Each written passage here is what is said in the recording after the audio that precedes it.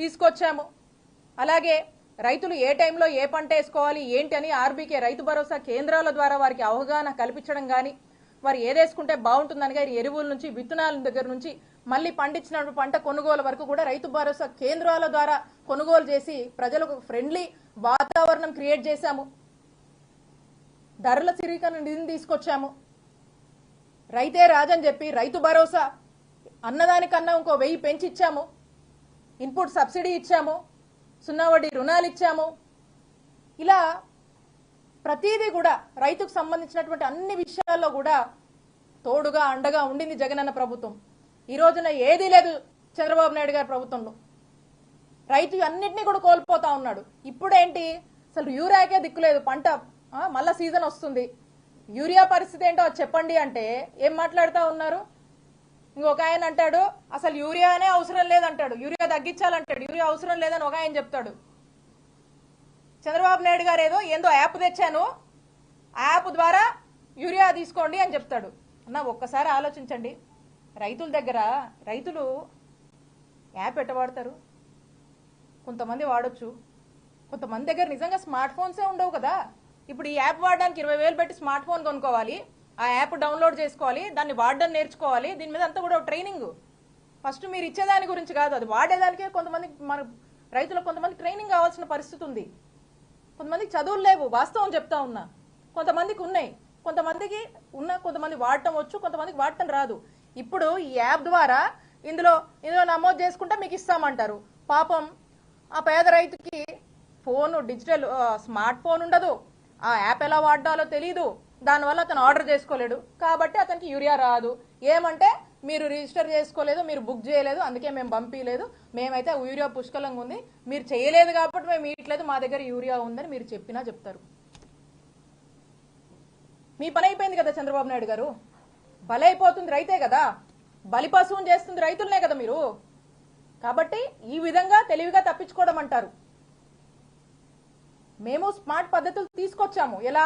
రైతు భరోసా కేంద్రాల్లో వివో అని చెప్పి ఒక డిజిటల్ అసిస్టెంట్ పెట్టి వాళ్ళ ద్వారా రైతులకు సేవలు అందించాము. ఇట్లా యాప్లు పెట్టి ఇట్లా అని మంచిదే, కానీ దీనికి సరైన శిక్షణ లేదు, దీనికి సరైన అవగాహన లేదు, ఎక్కడ ఏమీ లేదు. మీరు ఏందేందో మీకు నచ్చినట్టుగా టెక్నాలజీ అంతా మీరు మాట్లాడతారు రైతుల దగ్గర.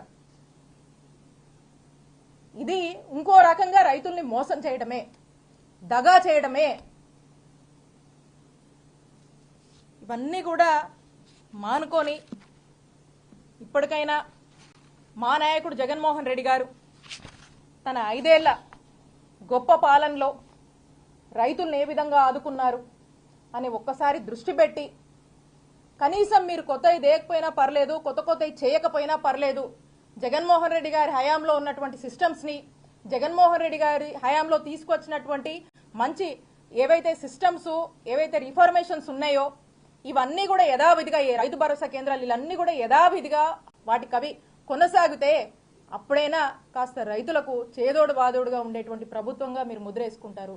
లేకపోతే చరిత్రహీనులుగా మీరు మిగిలిపోతారు.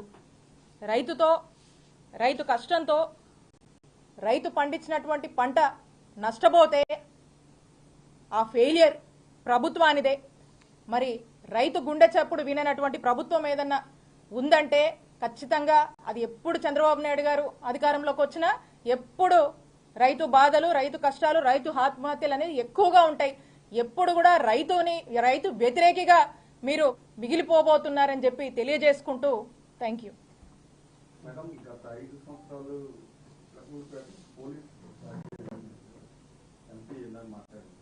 ఎవరు మాట్లాడింది?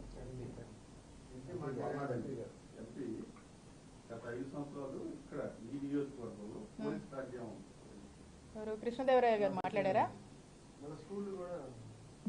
గత 5 సంవత్సరాలన్నా 2019 నుంచి 24 వరకేనా మీరు అంటుంది? ఇదేనా అన్నది? ఇక్కడ ఉన్న వాళ్ళందరికీ తెలుసు 2019 నుంచి 2024 వరకు కృష్ణదేవరాయ గారు ఏ పార్టీలో ఉన్నారండి? వైఎస్ఆర్ కాంగ్రెస్ పార్టీలోనే ఉన్నారు కదా, మా పార్టీలోనే ఉన్నారు కదా. మరి అప్పుడు ఏం చేశారు ఆయన? మా పార్టీలోనే ఉండి ఇప్పుడు ఇక్కడ లబ్ధి పొంది అక్కడేదో అవసరాలకి పార్టీ మారి మరి అక్కడుండి ఉన్నారు కాబట్టి వైఎస్ఆర్ కాంగ్రెస్ పార్టీని మమ్మల్ని అంటా ఉన్నారు.